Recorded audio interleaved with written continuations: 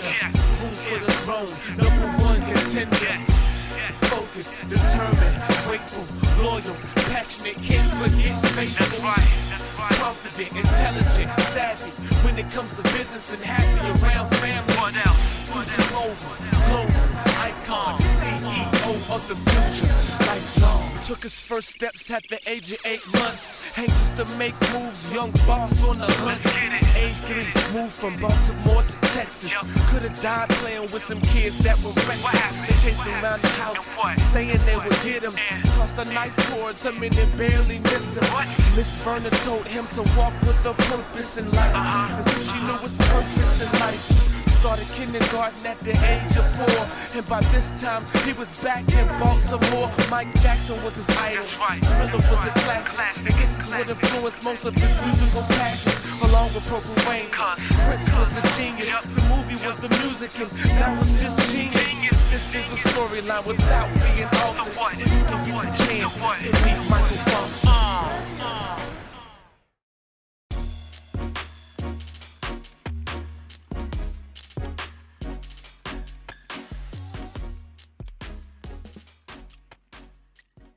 You can only influence somebody to the level that you've been, right? So I was different when I went to film school. I was already a grown adult. I was a 30-year-old adult, you know. I had been in college before. Like I said, didn't finish that.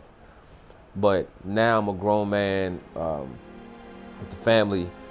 And so I'm coming in focused. I knew exactly what I was coming in for. I started writing creatively probably around 11 or 12. And I just knew I had a gift for that. In high school, I had a TV production class that I loved. And I was writing, directing, acting. We were actually doing skits and all of that, producing the morning show. And we would actually, you know, broadcast that across the whole school in the morning. And I knew that it was something that I loved doing, but I had no idea that that's what I would be doing, like, you know, 20-something years later. I was focused on doing music. At that time, I was running track, so I thought my goal was I was going to be in the Olympics. Michael Johnson had just killed the Olympics in the 400. I used to run the 400 and the 800, and he had killed the Olympics, and so that was like the greatest thing to me.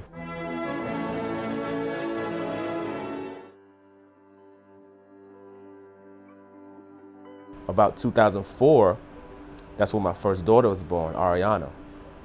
And so I took some time away from the music because I was like trying to figure out, okay, now I got to get my music career to the next level. And in doing that, I came up with the concept to do Swagger TV.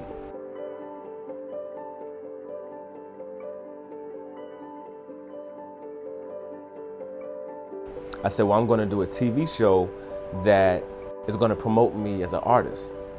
And people were like, well, how are you going to do a TV show? You're a rapper. They didn't know that I had TV production experience. So what I did was I started the TV show on Public Access, 21 Charlotte. It's crazy because it just kind of took on this life of its own. Carl Pryor, I'll never forget it. He told me that he had a way to make it to where I could stream my show live to people in Africa. And I was just like, what? Mind you, I was just walking uptown and this random guy just walks up on me and tells me this.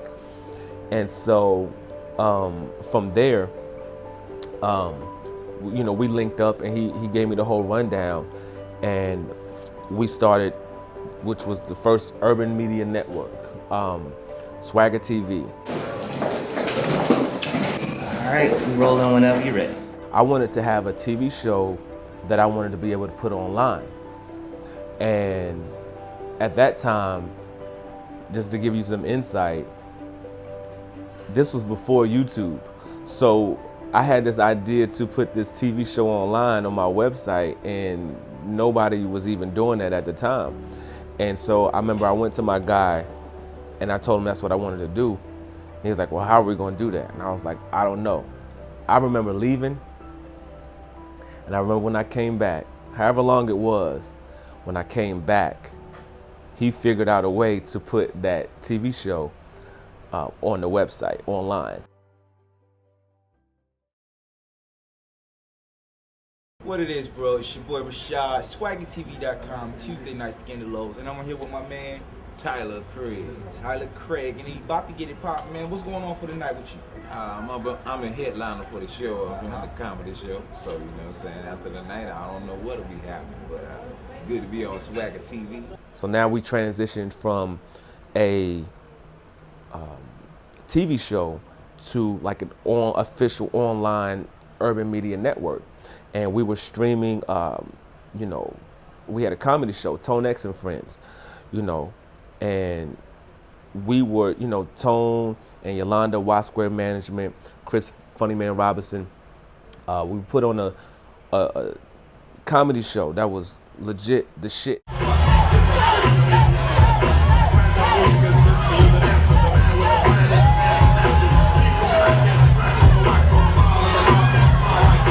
Watch that nigga. The twist. Black.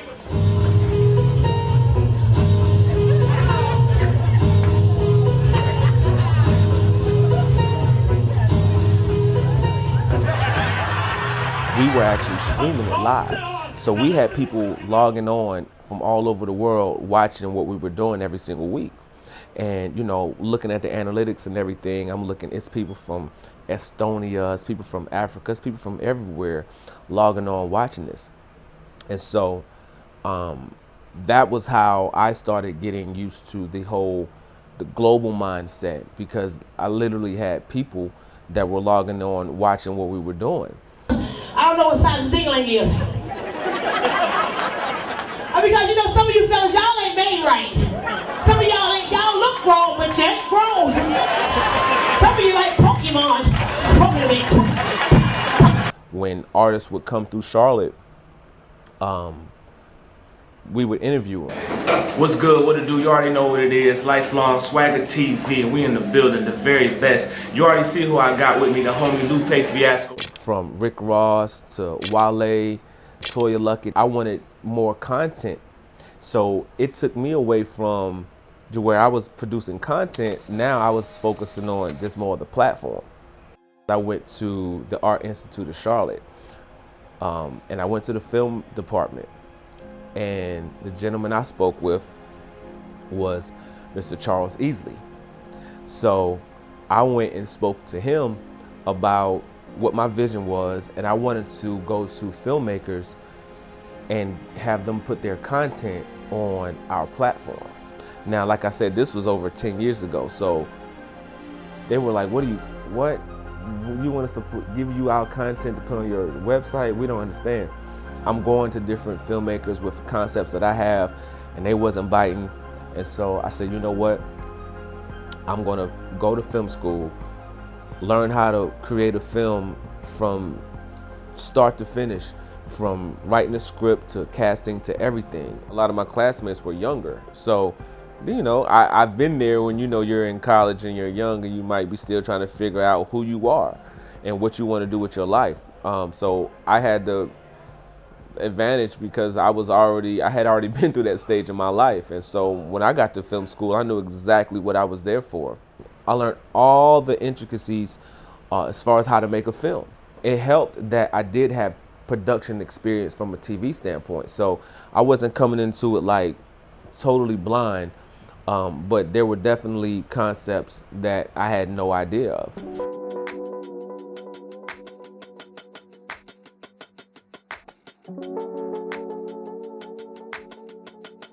The first professor that really showed an interest in my career and in my talent was Professor Keith Thomas. And I'll never forget that. I would be in class and then class would dismiss. And he stayed there after class to talk to me and to show me how to structure what I was trying to structure a story, beginning, middle, end. He would tell us, man, you know, you can get a story from anywhere. From the news, you can get stories from anywhere. I'm always grateful And he always tells me to shout him out whenever I win my first Oscar. It's crazy. You ever seen a woman make time stand still? Everything slow motion as she struts in them heels. Center of attention, all the fellas jogging. So gorgeous, even straight women watching. Skin glow like the last dragon. Working on my very first film in film school, it was Evelyn Black. And I remember writing the concept. I wanted to just make something dope, and I wanted to make something different. And so this was my opportunity. You know, it was a class project. It was like a 5-page script that we had to write. And so I wrote the script. You know, we got the crew and everything together. We shot it, and it ended up turning out. I thought it was good, but you never know really how good certain things are. It was my first film, so I wasn't sure. So from there, I remember shooting that, and then that was like August 2012. And then started creating a little buzz around the school, and people were like letting me know like they liked it. And I was like, okay. So I was like, I think I might got something here. I was looking at their reactions. And then my first film festival with that film was the Charlotte Black Film Festival.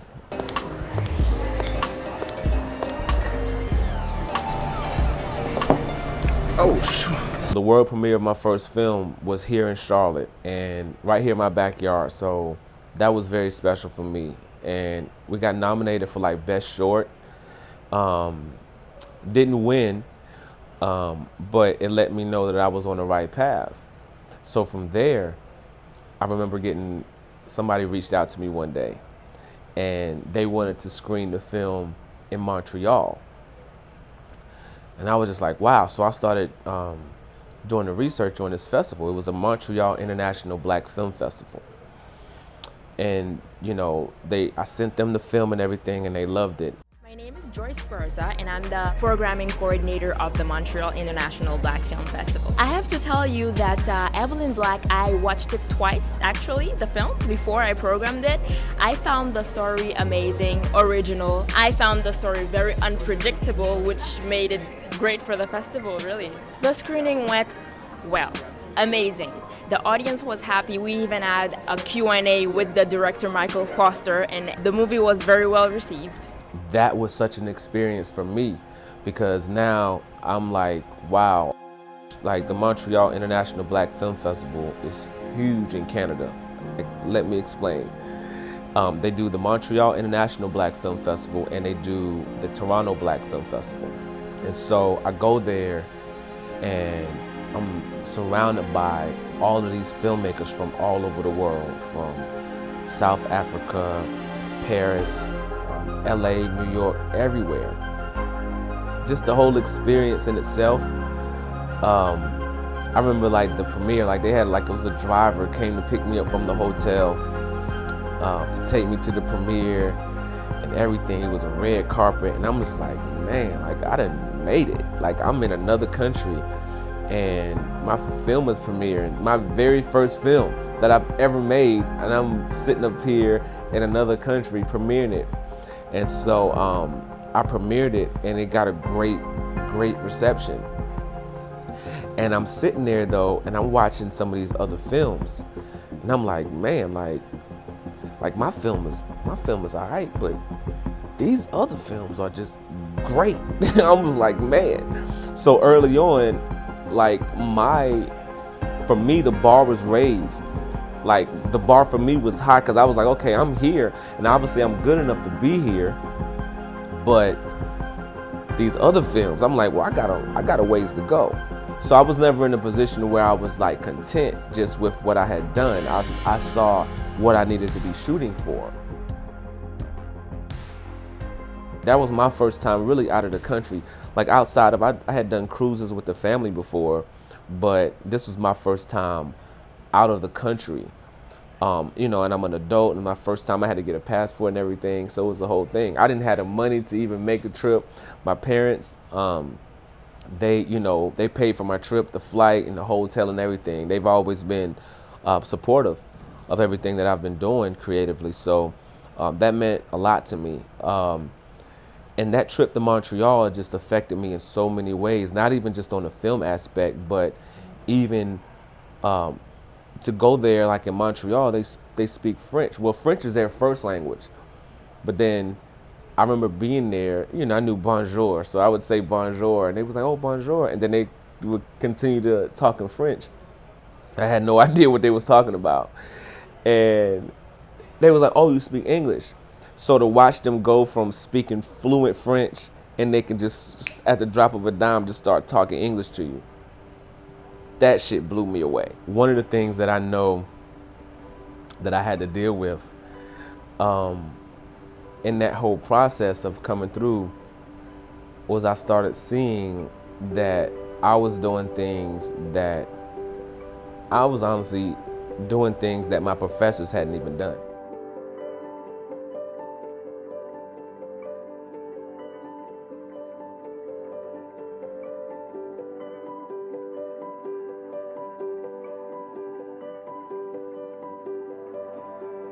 Montreal was September 2013. I think the very next month I was in Atlanta for the Bronze Lens Film Festival. And man, I remember I didn't even think I was going to be able to go just because of financial reasons. You know, you're talking about traveling and going to festivals. That's the thing with film festivals. You have to be in a position to be able to go, you know.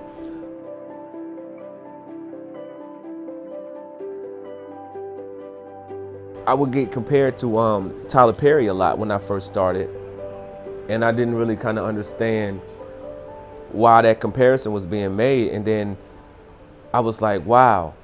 At that point, I was like, I don't mind being compared to Tyler Perry, because my respect level just really shot through the roof, because I was like, man, this dude work ethic is crazy. And I understand, when you understand the business and understand that he had a whole vision.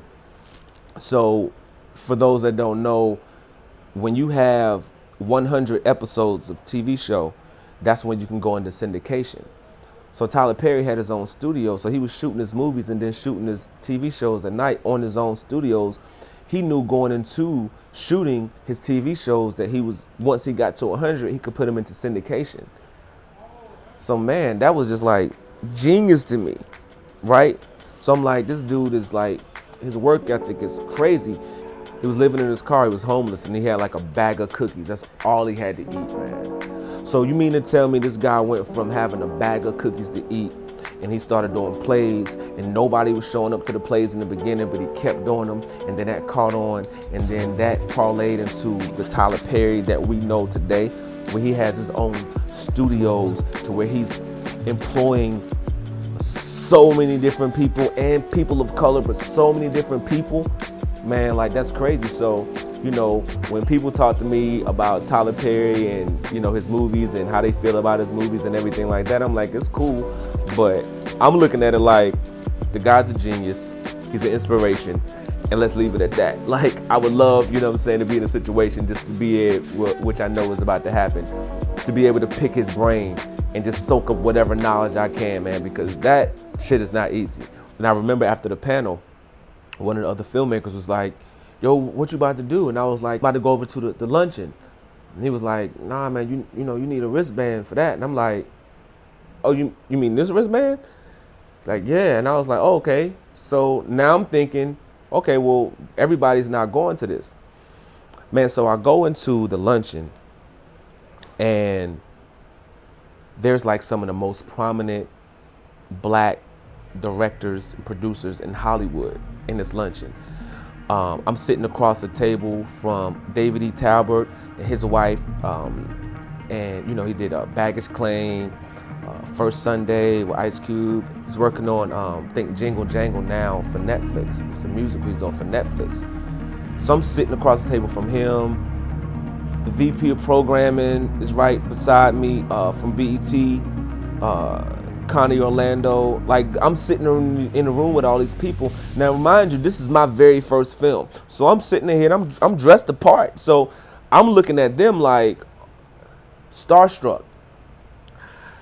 And I'm thinking that they might be looking at me like, who is this guy? What, you know, but in hindsight, it's like, nah, if you're in this room You're supposed to be in this room. And I'll never forget, one of the guys I was sitting beside, he saw it, we were just talking, and he saw it in my face, and he was like, hey man, work this room, like work this room. And I snapped out of it. And then from there, I was like, I'm supposed to be here because I'm here. They saw my film and decided that I needed to be in this room with these people. And so I think back to stuff like that.